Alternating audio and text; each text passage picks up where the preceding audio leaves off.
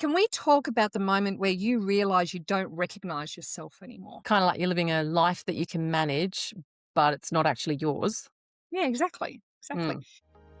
If you're actively seeking ways to build your mental toughness, navigate life transitions with grace, or simply find inspiration to keep moving forward, then you're in the right place. Welcome to the Art of Beautiful Thinking podcast.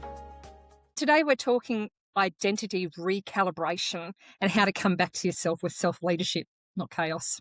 It's such a That's big good. topic right now. In I know. our age group, it's massive, isn't it? And I know that you were saying it's something that you're currently going through as well. And Mm. yeah, tell me about it. Let's talk about it.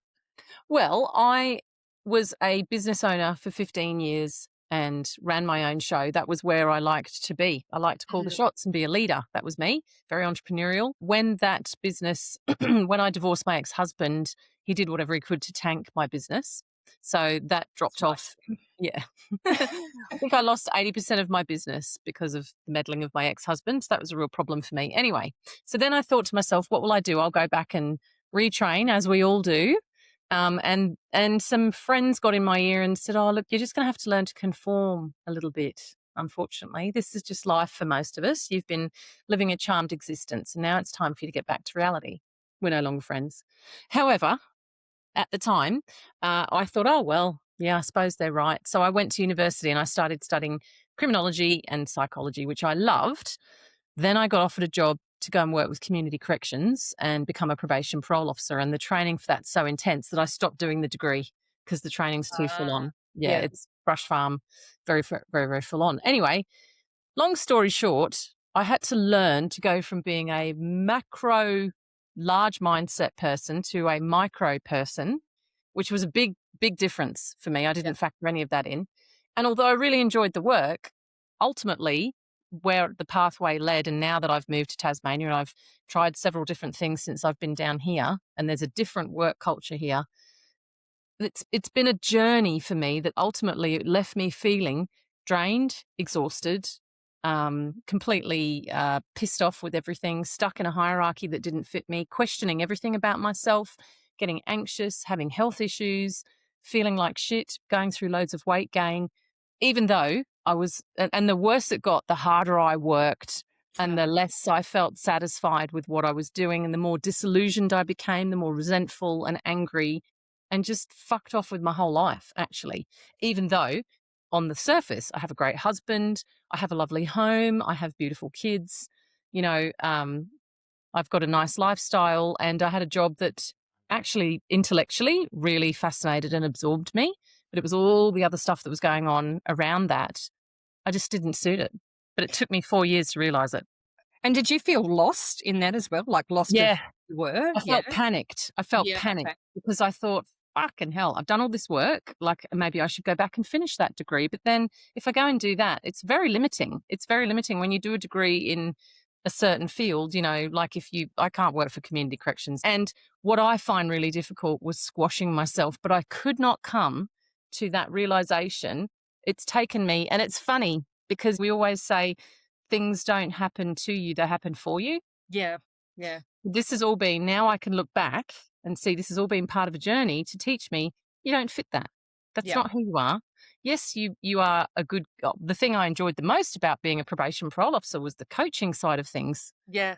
coaching offenders to start reframing their childhoods and start reframing their addiction issues and looking and actually placing the blame on the bad parents that treated them badly and then going, okay, well, sometimes parents are shit parents. They don't know what they're doing. They've got their own issues. So I'm going to reparenting myself and changing the narrative and helping people get back on track. Like that really lit me up inside. I loved that work.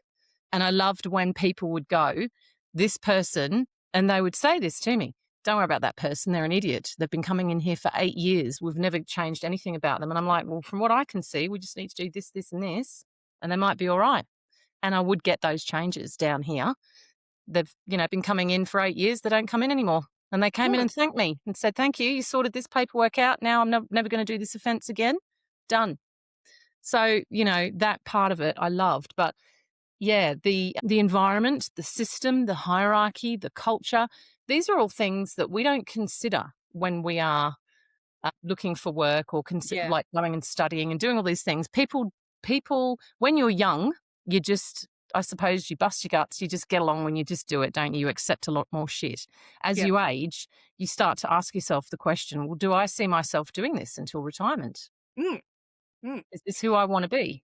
Yeah, and I think if I look at it, I know one of the big wake-up calls for me was just, as you said, getting older and going, I don't want to, and I've mentioned this before on the podcast, I didn't want to get to a point that I'm in my 70s, 80s, I'm not gonna get any time back. I'm No. actually getting closer to what we call D-Day. I'm not getting Yeah, yeah, away from it. yeah. And I'm kind of going, I don't wanna get to a point where I totally regret not following my Mm, passion, my dreams, that type of thing. I at least, and if it doesn't work, I at least want to be able to say I gave it my best shot. I did follow through and I gave it my best shot. So that was a bit of a, I really don't want to regret life. I yeah, really yeah. I'd look back and go, I kept playing small rather than stepping into following my Same. true passion. And so then it became, well, what is my true passion? Because I know for me, when I was working in the corporate world, I was getting really frustrated at constantly feeling as if people were putting a ceiling on me and putting me in a box. And I'm like, I'm Oh more than God, that. yeah. Yeah. I know that I can do more. I know that I can excel more. I know that I can lead people and all those types of things. But you're not giving me the opportunity to do this, even though I'm applying for stuff and I was doing all of these courses to improve myself. And then I was also doing personal growth stuff as well, because I was Mm, kind of going, obviously there's something wrong with me. I need to be a better person. I need to be a stronger leader. I need to do yeah. this. I need to do that. And then when I had the that I really don't want to regret moment, I kind of took a step back and went, there's nothing wrong with me. I've actually got some really, really Yeah. damn skills. I've actually Yeah. got, I love helping people. I love mentoring and guiding people.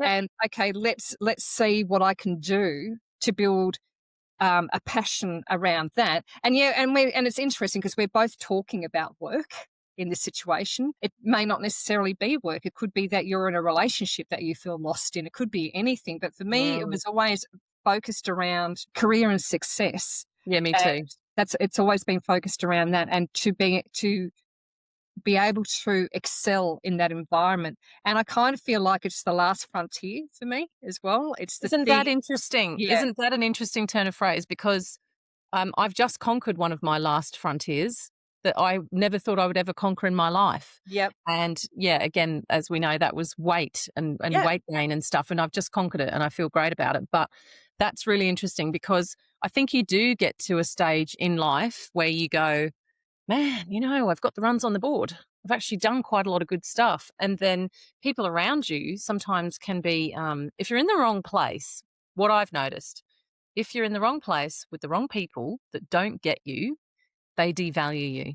They may Yeah. not do that intentionally, but they will do that to you regardless. And if it makes you feel shit, whether it's I've been in a relationship, I've been in a marriage for, you know, 15 years or whatever it was, where the whole relationship where I was too young to realize at the time, and my programming from my previous DV background Mm. and watching my mother wait on men made me very submissive and, just ignore all the red flags. I didn't even know what the red flags were. It took Yeah. me those years of growth at the hands of those shitty people, because my in-laws were shitty people too, but I didn't realize that at first. So sometimes when you learn from experience, you get to a certain point in your life and you do, I think, say, well, what do I want? Is this really where I see myself going? And that is a big question to ask yourself. If I'm sitting here, and I did this actually when I was sitting opposite my ex-husband, we went out for dinner at the RSL one night, begrudgingly, because he didn't like for us to go out and spend money on meals. We went and sat down, and I sat there across from us. I could see an older couple, like they were obviously quite elderly. It must have been in their 70s, 80s, Mhm. and they were eating a meal, and they were sitting, just eating their meal. The man looked that way, the woman looked that way. During the entire meal, they didn't speak a word. Their eyes didn't meet once. Oh, They wow. made no contact. They just ate, looked away, looked away. At the end, he looked at her and he's like, "You finished?" She's like, "Yep." They just got up and left. Wow. Now, I looked at that. That was a real moment for me and went, that's my future. If I stay with this man, that is my future. Do you know, I had people say to me, ring me. I had one chick ring me that knew us and said, "Why the hell are you leaving him?" I said, "Because I'm desperately unhappy." And she goes, "What do you mean you're desperately unhappy?" And I said, "Well, I don't really feel like I have to explain it to you, but I'm desperately unhappy. I'm really unhappy." She goes, "Yeah, I think you just got bored of him and you thought you'd move on and meet other blokes, didn't you?" And I went, "No, that's not it at all." And she went, "Oh, well, that's what it sounds like to me." And I said, "Well, I don't fucking care what it sounds like to you. Don't call Yeah, me back. Bye." yeah. And but that's the thing, though, isn't it? Because if you look at that scenario, you felt again that you're playing small. You didn't Desperately feel that you unhappy. could Yeah. fully express yourself. You know that you could. And I'm not talking about expressing yourself verbally. It's about expressing who you are at the soul and being able to do that without someone trying to pull you back in and We saying, had nothing in common on an "Yeah, intellectual basis. We didn't even share the same sense of humor. That's a big one. Like I would laugh about a play on words or a pun or something whimsical or silly, and he'd just sit there like a statue going, "What?" yeah, what do you mean?" I mean, my husband now is this mischievous, crazy man. Well, you've seen what we're like. Yeah. He makes me laugh nonstop. I actually giggle so much people get annoyed with it. So, That's a it's good what place though. hmm, And see that's the thing, 'cause so when I look at it from the career, you know, part of it, and even though I had, some success in my corporate career, and I was earning decent money and everything like that, it was yeah, just very not good money. making me happy. I did not feel happy, and I honestly did not feel that I could fully be me in that Yeah. environment. I felt that I had to be, um, like components of me I could let out, but not Yeah. couldn't show the real me. I had to wear a Very, mask very as buttoned down, the yeah, corporate world, and you've got to be very you've got to respect that hierarchy. There's that big yeah, hierarchy here in Australia, like, it's really there there, and is. you've got to stay on the right side of the people in Uh, charge. The yeah. politics, like, I mean, let's talk about office politics, really. I mean, that's one thing nobody equips you for here. Oh, Nobody. I mean, some people are amazing at office politics. They oh, can some just suck people it up. thrive in that environment. Yeah. Some people really enjoy office politics and they love Mm, it. And actually I have met some people that I've worked with who, if they didn't have that job and the gossip to go to at work, would have absolutely nothing in their lives. that's But right, they love because it. that is their whole identity, and as I said, they thrive with that. For me, it was the opposite. I did not thrive in a office politics environment. I hate it. I thrive in being able to do teamwork and cooperation and Same. collaboration and things like that, and guiding people and mentoring people and helping people to grow. That and those things were limited with I found in the different places I was in. I could do it to a point, but Yeah. I couldn't do it fully. And so again, I kind of felt as if I was a shell of myself because I could not fully Not the right express myself. environment for you. Yeah. It's not the right And then environment. finding I suppose, as I said, going through that phase of going internal and Mm. understanding me better and understanding what is it that I want in life. And sometimes that's a really hard question to ask. Sometimes we don't know what it is that we actually want in life. That's it's the huge question. And you know what? It's something that I've been sitting with for the last 7, 8 months Mm, because actually it's not a question that you can just answer like that. no, you've got to sit with it for a bit. You got to really sit with it, let it percolate. And particularly if you're making some big shifts in your life, like we talk about interrupting patterns, making some changes, you have to sit with that new identity and let that new identity kind of bed down in you.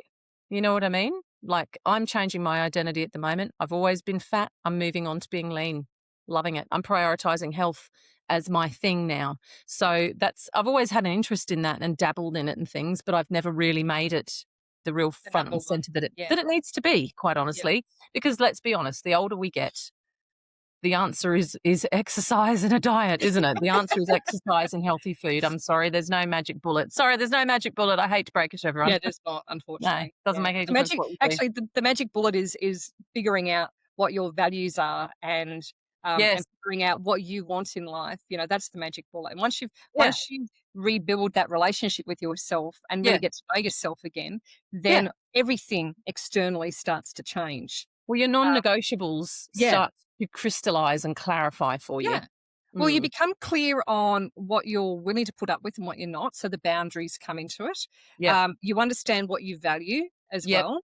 Yep. and you also know what you bring to the table And there's in so any many people way. around that just don't know that. No, they They've got don't. no clue, and they're They don't. terrified to have that conversation with themselves because I've had these, and this is why I shit people. I've had these conversations with people at work, and I go, "Why do you put up with that?" They're like, "What?"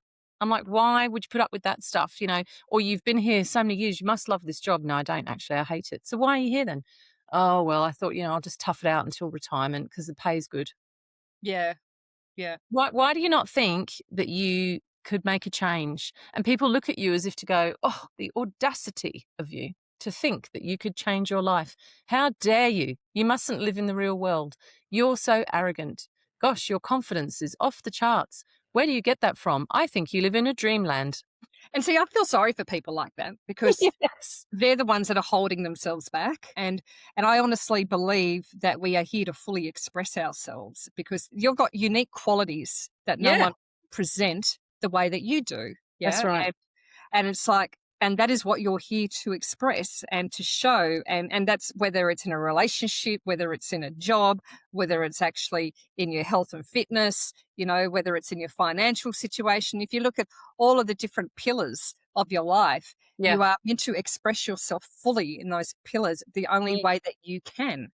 And Yep. if you are masking, like wearing multiple masks, and so many of us do, we wear Oh, different yeah. masks for the different pillars. Yep. It's like, can you just be you? Like, if you can just be your authentic self in every single one of those situations, how would you feel within your life? How would you feel within yourself? I feel And great. how good would those external, different, as I said, those different pillars, how much would they be thriving because you are actually expressing yourself fully and being you Yeah. rather And than wearing a the people mask? that aren't part of that tribe drop away. But Yeah. do you know, I've got to tell you this because I've been in places where I've put up with a lot of people who were very exhausting and draining and very much wanted to keep me in that in a box. And I always break out of boxes because I don't like them. And so I always am quite clear. Mm. You want to keep me in a box, our friendship won't last because Yeah. I'm going to be changing and growing for my whole life because that's who I am, you know? Yeah. So you got to be okay with that. And if you're not okay with that, then sorry. But yeah, a lot of people I see don't change, deliberately don't break out of their boxes because they don't want to upset the people around them. They're in a social circle that they value more than they value themselves. Themselves. Yeah, correct. And I think it goes back to that thing about not wanting to change or scared of change. I think And they're scared of offending people, scared of but upsetting but, that, people. but that's part of that Yeah. scared of change because if I start doing this, what will these people think of me? Yes. Yes. And Yep. how will they respond to me? And I'll lose all of that. And the funny thing is, my experience has been, yeah, you a couple of people here and there may drop off, but you're not going to lose everyone. In fact, you'll actually find more people looking at you being inspired by Yeah, what you you've find done. your actual people that Yeah, really, you come away from interactions with your actual people feeling energized, feeling yeah, positive, like today has been a good day, not, oh, fuck, I'm so drained. I've got to talk to such and such again. That's how yeah. you know. And let's be honest, if you are making shifts in your identity, because what is an identity shift? It's when you're saying, I no longer wish to be in this life. So people think that when they want to change their life, they need to look outside and say, Mm. right, well, maybe I'll go and do another course, or maybe I will take up a hobby, or maybe whatever it is, like Or I'll move external things. interstate, or I'll do something like that. I'll go to a different location. I mean, sometimes that is a real thing to do. If you've Yeah, exhausted everything in one place and you're like, yeah, this is not, I've moved to the wrong country. I don't fit here. This isn't for yeah, me. I'm going to go elsewhere. yeah, That's fine. yeah. That's fine. Um, But if you're or doing it, it all depends on what your reasoning for doing it is. Yeah. Or I'm living in a regional area that just doesn't suit me. I need to get back into the Yeah. city. Whatever it is that you've got, that's okay. But I mean, if you're doing it for external validation, or like for me, I went to university to retrain, and I started working in jobs and allowing different things to overstep boundaries that traditionally I would never have allowed Mm. because I had a group of friends that were saying, you've just got to learn to conform. And that's when you've got to look at those relationships and you mentioned it before. If you feel as if you're being devalued or that you have to, or you're being put in a box and whenever you try to step out of that box, you get, berated for stepping out of the box, then that's not your tribe. No. Your tribe are people that are going to lift you up, not pull you down.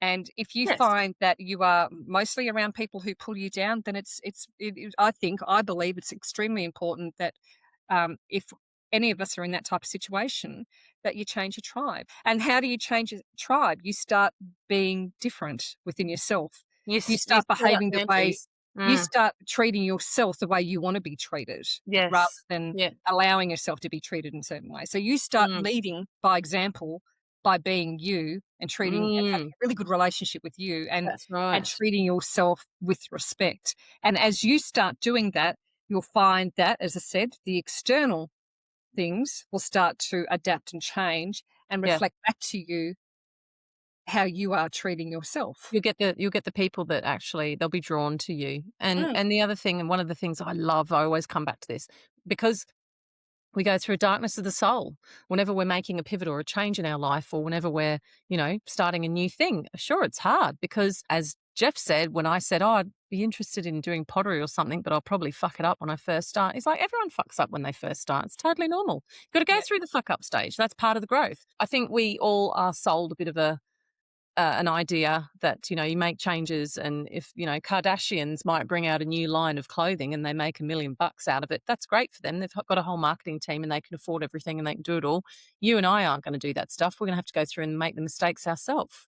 yeah, And that's a challenge, and that is out of your comfort zone. And most people, I think Tony Robbins said it best, you're either living, if you have enough fear, you'll run from something, but it's more difficult to say, I'm going to run towards something yeah, just because I want to make some change. yeah, Because comfort is such a huge, I suppose it's a security, it's a safety blanket. Comfort is something that people think is normal and more important. And I think a lot of people think that we'll just stay in this shitty situation. I'm not particularly happy.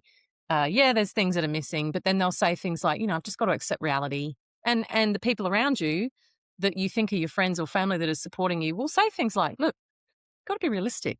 Got to be yeah. realistic. Everybody's unhappy. Everybody's got this. Everybody's got that. Well, that's not enough for me.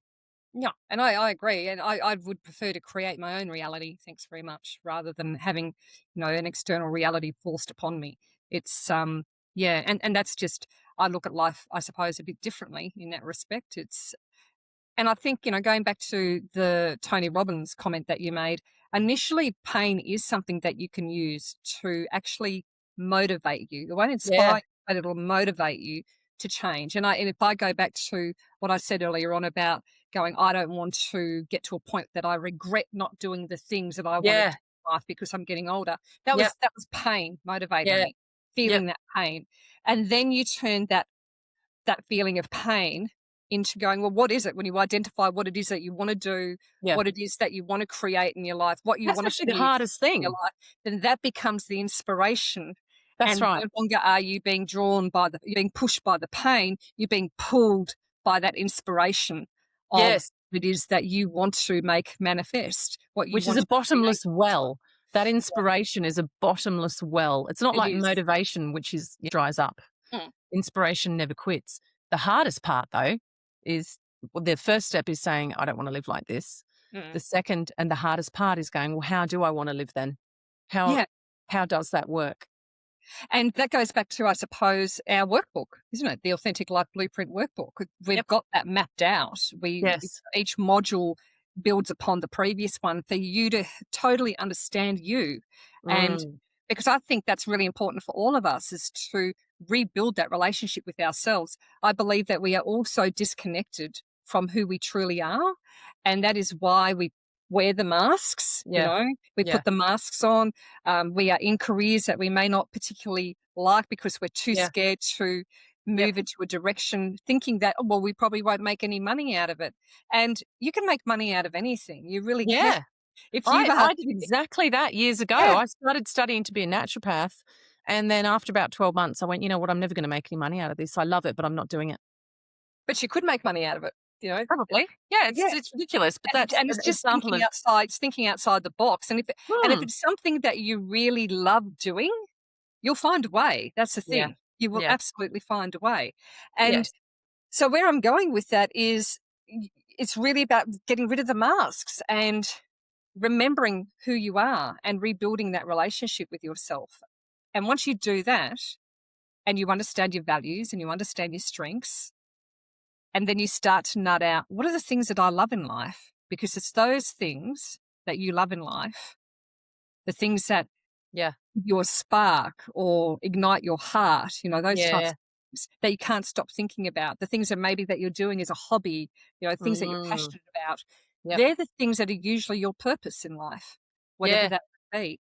Whatever And, drives you. Yeah. when you sit with that and figure out what are these things that I absolutely love and Mm. what are the things that I want to put my time into, and then you put a plan around that and go, well, okay, what do I need to do to get there? Now, it could be that you may want to go off and do some courses. It could be that you need to get a new skill set, Yeah. or it could be that you just go volunteer your time in some places. It Yeah. could also be, I'm just going to get to really know me and understand who I am. That's been the stage that I've been going through. And I'm Yeah. terribly impatient as a human being, in case you haven't noticed. I don't like to sit around, and I'm the last person that wants to sit there and go, oh, just, let me have a good old listen to what my spirit wants me to do. Like when you first started saying this stuff to me, I was like, oh, okay, all right, I'll hear you. But now I'm the last person that ever wants to do that. But and it's funny because when I originally said to my husband, oh, I think I'm going to study, this was way back, he said, you're not sure what you want to do? And I went, no. And he goes, just take 3 months to think about it. I went, 3 months? That's ages. And he went, no, it isn't. In the grand scheme of things, taking out 3 months to stop and really consider what you want to do is absolutely fuck all out of your lifespan. Yes. And so I've taken 7 months, and I'm taking longer. I'm taking the next who knows how long to figure out this thing. And that involves not going out there and getting more information and asking everybody and getting opinions. Like, that's okay to get that a little bit from people that you trust and love. But don't go out there looking for that. If you're not sure, go within. That is where it all is. Exactly. That's the final frontier. Go within, spend time with yourself, listen to the inner voice. So, for example, this morning, I'll give an example. I've always had this horrendous, my mother used to call it a shepherd's crook, like a kink in my hair. And my entire life, I have spent blow drying and flattening that kink. So as I was driving back from the gym this morning, a little voice in my head said, oh, yeah, you got to wash your hair, get ready. Because for the podcast, you don't want to look all sweaty and revolting on a podcast. So go home, wash your hair. And then a little voice said, and today, blow dry it and just let your kink do its thing. Work with the kink. It looks great. I love the Go kink. with the kink. So I'm just going to let the kink fly and be free. And if it's going to do that, it's going to do that, because that's about stepping into yourself. Now, I've spent my entire life, there was one point where I chopped it off because it annoyed me so much as a child. And I used to have totally flat hair except for this. It was ridiculous. But now I'm just like, yep, I'm going to have the kink. I don't care. That's a small thing, but that is an example of my own inner self just going, you're changing your identity, you're shifting. So your hair can also change. It doesn't have to change. I'm not chopping it all off or shaving it off. I'm shifting into the new identity, which is embracing all of who I am, as imperfect as that may be. Well, I look at it and I go, it may be imperfect, but to whom? It's again, it's your uniqueness.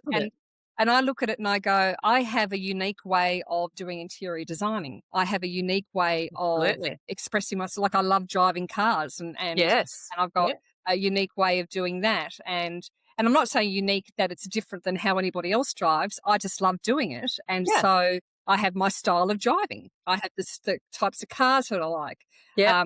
I have the type of, I love manuals over automatics, that type of thing, which unfortunately is going to get to a point that they're going to be very hard to get. But it's all of these things. And what I'm saying is there are all these different areas in my life that I absolutely love expressing myself in. Yep. And I find that they bring me out even more.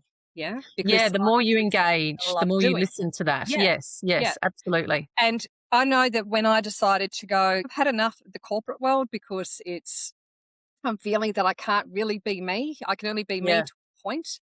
Yep. And trust me, I had tried multiple different things. I've got a lot of things in my toolbox that I tried to pull Yeah. out so I could be more me in the Yep. corporate world. And similar to you, I came to the realization and went, it's just not me. It's not suited for me. I was Not the always meant to culture. be in Mm. business for myself. Yes. And Yep. and I kind of sat back and went, well, gosh, well, what is it that you really want to do? You know, there's lots of Mm. things out there that you can do from a business. And I didn't want to just be in it for making money. I didn't want to just go, Mm. well, I just want to go off and make a ton of money. I can I've do done anything that. I've to done go that. off Yeah, and make a ton of exactly. money, you know. Yeah. I can stay in the corporate world and make a ton of money as well. So Mm. if money was my motivator, Yeah, you just stay there and do it. yeah, exactly. Mm. But my motivation isn't that. It's something that I want to be able to fully express myself in, and that also makes my heart sing. I actually Exactly. feel as if I am fully able to get stuck into it, love it, get driven by it. Yeah, you can look at it and go, oh, is that a passion project? No, not really. It's It's a mix. You're not a dragging mix. yourself It's a out of mix. bed every morning, Yeah. using your And skills. Yeah. I probably took about, I reckon, a good 6 to 7 months figuring out what that was, Yep. really going through different things, understanding my values. So if I look at the Authentic Life Blueprint workbook and the things that I've Mm. got in that, that's pretty much all the stuff that I used to help Yeah. me get to a point to understand what it was that I wanted to shift in my life. I love it. And I can't And believe it's just like distilled into one thing. It really yeah, should be. You should publish that as a book, actually. I'm thinking of doing that. So there you go. Mm. Yeah, Yeah. you should, because I Um, think it was, as I read Tony Robbins' Awaken the Power Within. That was something I read early on. That was amazing to help help me shift my mindset and yeah. think differently.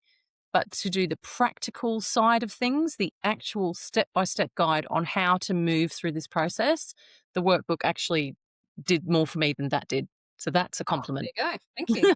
Yeah.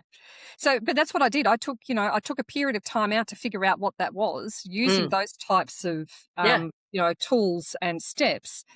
And then I came to what it was. And then I Yep. went, okay, now I've got to put a plan together around that. What Mm. does that mean I need to do? So part of that was, well, okay, I need to go off and get a new skill Yep. or get certified in my new skill, which was the Yep. coaching side of things. Yep. I need to also want to add in personal growth to that because I don't just want to focus on coaching. I want to create a whole business ecosystem. And Mhm. what does that ecosystem look like? And I Mm. did, I did reach out to some very close friends, and I threw them off some questions to sort of ask them around, what is it that you come to me for? What do you think? Yeah. What Yep. do you think that I'm good at? All those types of things, just to help me, because sometimes people can see more in you than you can see in yourself. But That's only the trusted people, and you yeah, need only to be trusted mindful. people that Yeah. you absolutely trust, and these are also the people that pull you up. They don't pull you down. So I was just going to say, don't. So think about the relationship you've got. If Mm. people are going to do this, watching this, think about the relationship you've got with that person. So if that person is always honest with you and they pull you up and they're genuine, great. If that person is a frenemy, who I've had in the past, who Mm. says things to you always with the subtle put downs, you need to conform. Maybe you shouldn't think so big. You need to be realistic. That's not the kind of person you need to listen to. Sometimes parents can be very negative, and say, because they're concerned about stability and security going forward, they just want you to do the safe option, and they don't really always want to hear about, Yeah. my own child is now identified as non-binary. And for years I looked at them as a daughter because they were born female. So now I have to respect and accept that they are changing their identity. That's how they are moving forward in life. They're old enough to do that.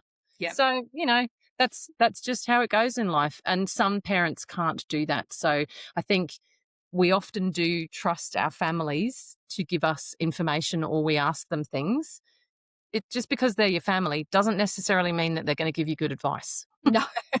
And it also depends on what their motivation is as well, because sometimes your family, they want you to follow in their footsteps, or they don't want you to be bigger than them. They It want you to depends play if it there's safe. ego, if there's Yeah. ego involved. It all depends. Yeah. I mean, some parents are great at lifting their kids up, and others not so good. So it is important you'll know through your heart as Yeah. well who are the people that you need to go to have these types of conversations with. Yep. And you don't need to go into a massive, let's have a big DM about this. It's No. more of a, just ask them, shoot them off an email or a text message, give them 5 questions. And Yeah, ask that's them to always come a back good to you one. with those 5 questions Yep. and to answer that for you. And that just gives you a little bit of insight into a little bit more about you. And it'll be funny because I know that for me, when I did that, and I did it via email, actually messaging and email, I did a combination, and I only picked about 6 people. And these are 6 people that I've got a slightly different relationship with from different areas of my life, Yep. but people that I knew that I trusted and that I would go to perhaps for a little bit of advice or even insight into certain Yeah. things.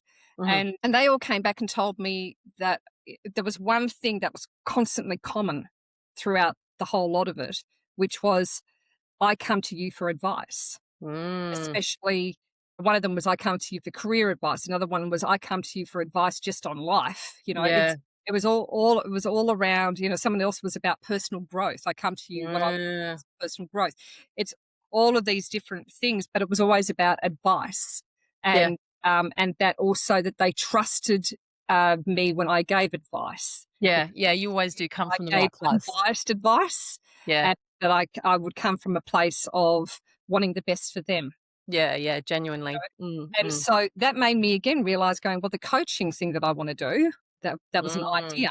Look at this. Mm. This is how people see me anyway. Yeah. Um, Yeah. and, You're a fit. and You're a this is fit. what they come to me for. And so that's a really good thing to do, is, why do people come to you? So what do people come to you for? And that's usually a really good indication to some of the things that you are naturally really good at, and you may not realize that you're naturally really good at. Or Uh, you secretly hope that you're really good at them, but yeah, you are too scared to say, I'm actually good at this, because too many people have said to you, oh, you're big noting yourself again. yeah, I've had that. yeah. I've had that a million times. It's so funny. I'm like, yeah, well, someone's got to.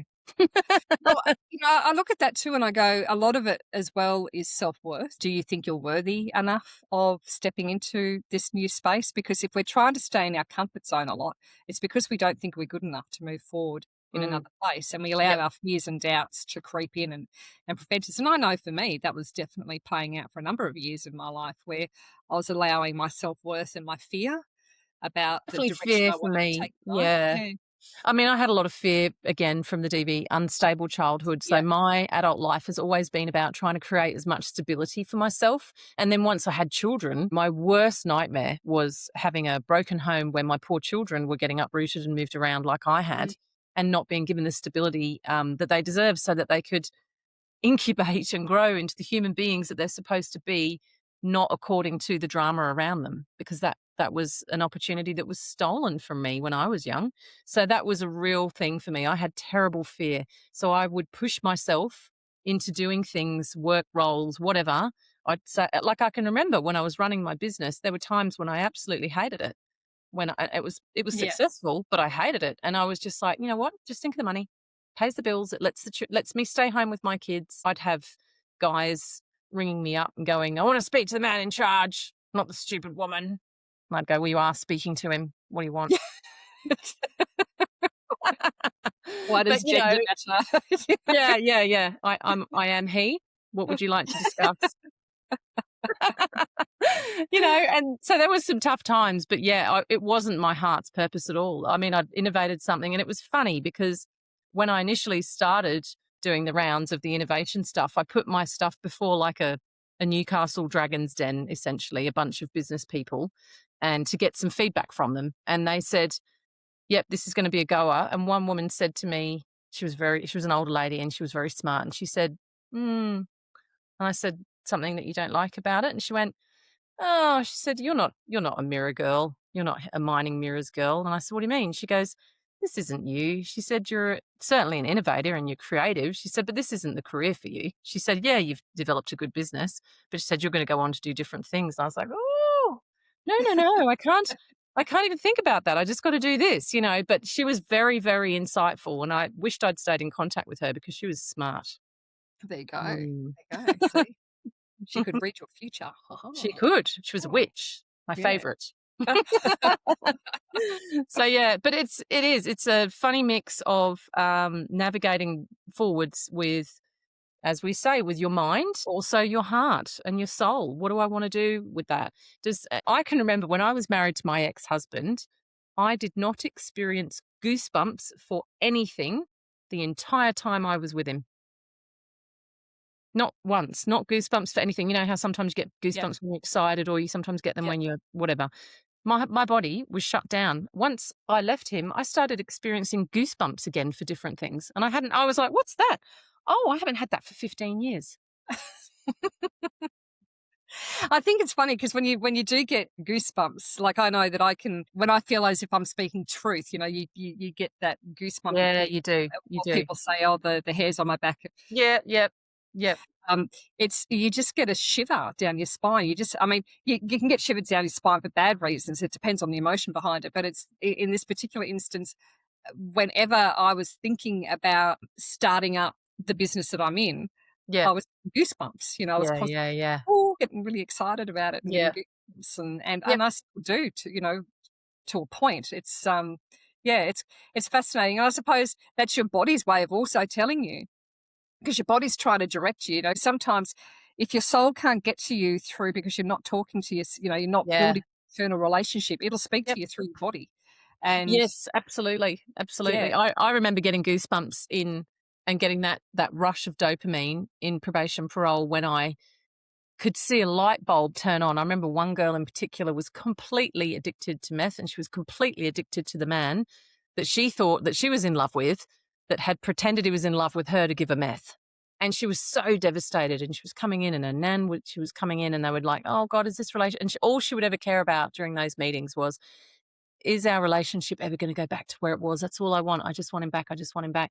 And one day we just had this massive breakthrough where she looked at me and she said, oh my God, he's used me all the way through, hasn't he? And he's not worth my time. And I went, yes. And that moment, like I still feel it now. I was like, oh, her eyes opened. She could see what was going on. And from that moment, her life turned around. yeah, I mean, yeah, she was a really, really hard, meth addicted young woman whose supports had all gone away from her entire life. The only person she had left was her nan and me.